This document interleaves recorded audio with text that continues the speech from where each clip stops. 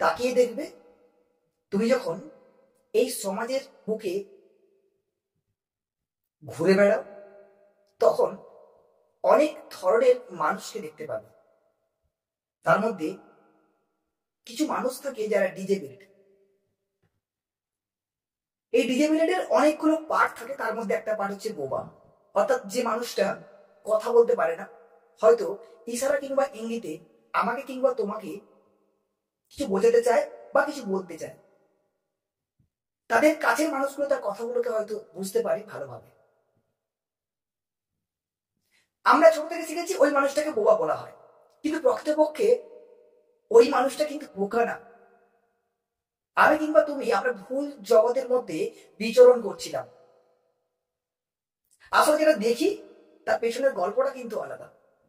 বোবা সে নয় যে কথা বলতে পারে না, ট্রাস্ট করো। কেন বলতো? বোবা সে যে সত্য জেনেও চুপ থাকে, প্রতিবাদের ভাষা হারিয়ে ফেলে, যার মধ্যে শিক্ষার বীজ থাকলেও সে কোশ্চেন করতে পারে না।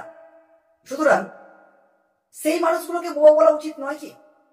একবার নিজের বিবেককে প্রশ্ন করে দেখো তো আমি কথাটা ঠিক না ভুল বলেছি। আশা করছি তোমার বিবেক তোমাকে ভালো একটা অ্যান্সার দিয়ে যাবে। আশা করছি ভালো লাগবে আজকের ভিডিওটা। ভালো থেকো সবাই।